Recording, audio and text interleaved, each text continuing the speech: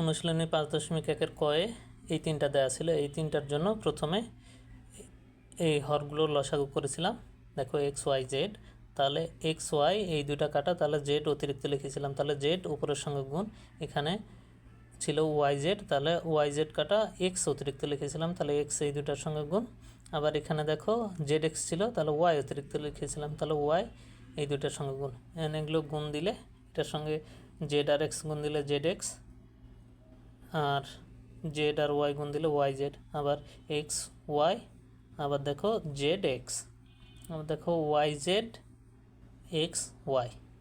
দেখো এগুলো সবগুলো তিনটা যোগ চিহ্ন ছিল আর তিনটা বিয়োগ চিহ্ন, তাহলে সবগুলো কাটা গেলে উপরে শূন্য থাকে। তাহলে শূন্যকে যদি আমি এক্স ওয়াই জেড দ্বারা ভাগ দিই তাহলে শূন্যই হয়।